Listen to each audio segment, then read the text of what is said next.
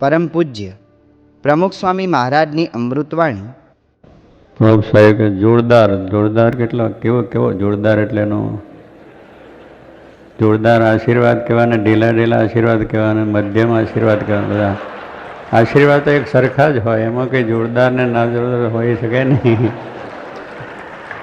આપણે પાત્ર બનવાનું છે, આપણે પાત્ર બનવાનું છે. જેટલા પાત્ર બનીએ એટલું પાત્ર આપણું ભરાય. ભગવાનને સંત તો આપણને આપવા માટે જ આવ્યા છે. એમના આશીર્વાદ તો છે જ આપે, કારણ કે આપણે તો મનુષ્ય છે એટલે ભૂલને પાત્ર પણ છે. કંઈક કંઈક ભૂલો આપણી થતી પણ હોય છે. તો ભગવાન સંત એ કંઈ જોતા નથી, આપણા અવગુણ દોષ જોતા નથી.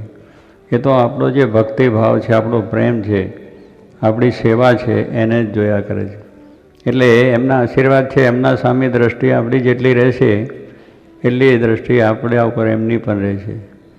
કારણ કે આપણે આપણા જીવની અંદર દૃઢ નિષ્ઠા સમજણ પાકી કરી છે તો ભગવાન દયા છે જ, અને અંતે એ જ આપણને કામ આવવાનું. સ્વરૂપ નિષ્ઠાની વાત મહારાજે કરી કે ધર્મનિષ્ઠામાં કદાચ કચાશ હોય, પણ સ્વરૂપ નિષ્ઠા જો આપણી પાકી હોય તો આપણને કોઈ જાતનો વાંધો ના આવે.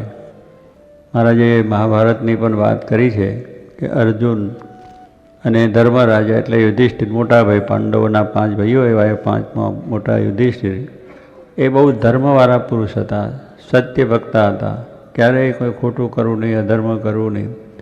એટલે એમને એવો પાકો નિશ્ચય હતો. કારણ કે મહાભારતનું યુદ્ધ થયું ત્યારે ભગવાનની આ વચનથી અર્જુને તો સંહાર કરી નાખ્યો, પણ ધર્મરાજાને મનમાં દુઃખ રહ્યું કે આટલું બધું પાપ બધાને માર્યા કર્યા તો બહુ અધર્મ થયું. એટલે મનમાં ગ્લાનિ પામી ગયા, એટલે દુઃખ પણ એમને થયું. અર્જુને આટલો બધો પોતે સંહાર કર્યો તો એને આનંદ રહ્યો. એનું કારણ શું કે એને સ્વરૂપ નિષ્ઠા, ભગવાન કૃષ્ણને વિશેની નિષ્ઠા હતી ને એની આજ્ઞાથી એમને બધું કર્યું. ભગવાને તો કહ્યું કે તું તારા મનના વિચારો સર્વ મૂકી દે, સર્વ ધર્માન પરિત્યજ્યને જ્યારે વાત કરી કે બધા જ વિચારો સંકલ્પો તું મૂકી અને હું કહું એમ કર. અત્યારે ધર્મયુદ્ધ છે ને તારે કરવાનું છે ને, તું ક્ષત્રિયનો ધર્મ છે ને તારે કરવાની વાત છે. એટલે એને એ આજ્ઞાથી કર્યું એટલે આનંદ હતો.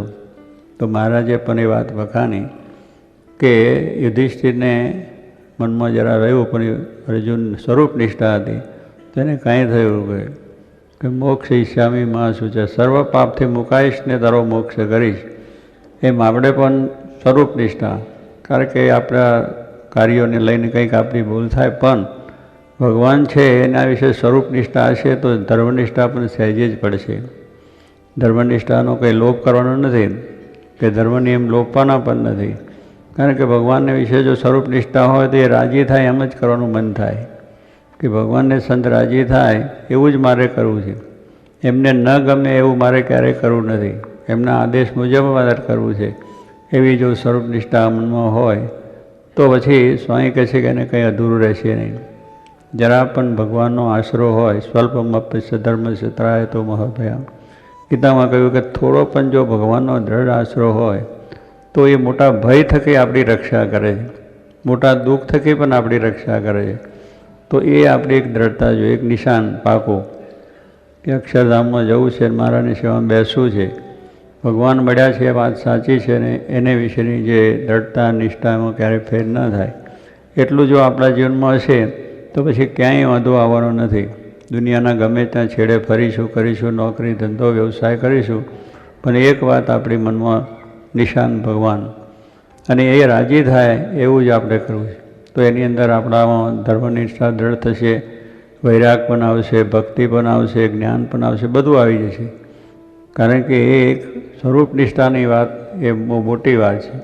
એટલે ભગવાનના સ્વરૂપનો નિશ્ચય, એને વિશે નિર્દોષ ભાવ, એને વિશે કંઈ માયા નથી, જગત નથી, પ્રપંચ નથી. આવ્યા છે જગતમાં કલ્યાણ કરવા માટે જ આવ્યા છે.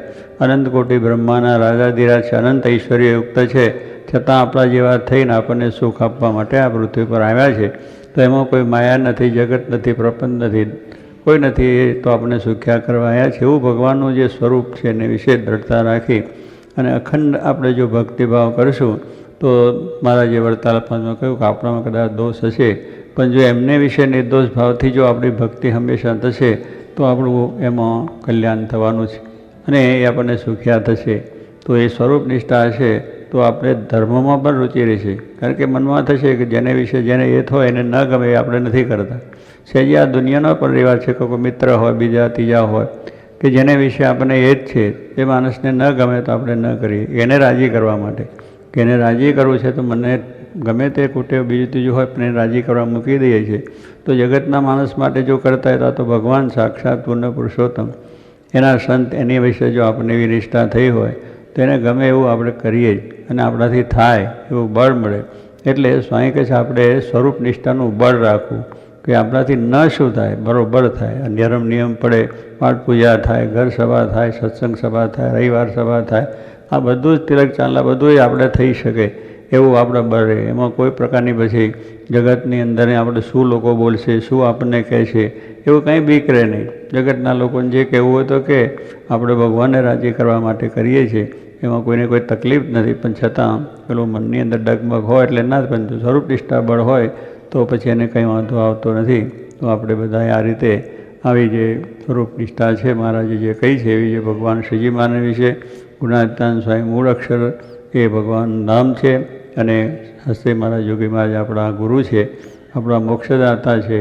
એવા મનમાં દ્રઢ નિષ્ઠા એ સ્વરૂપોને વિશે રાખી અને જાય આપણે ભક્તિ કથા વાર્તા કીર્તન કરીશું અને જે વ્યવસાય કરશું એને વિશે સર્વ પ્રકારે શાંતિ રહેશે તો એવું બળ અને ધર્મનિષ્ઠા વિશેષ દ્રઢતા થાય અને સર્વ પ્રકારે સુખ્યા થાય, ભગવાનને વિશે પ્રીતિ થાય અને ભક્તિ થાય એ જ પ્રાર્થના. સહજાન સ્વામી.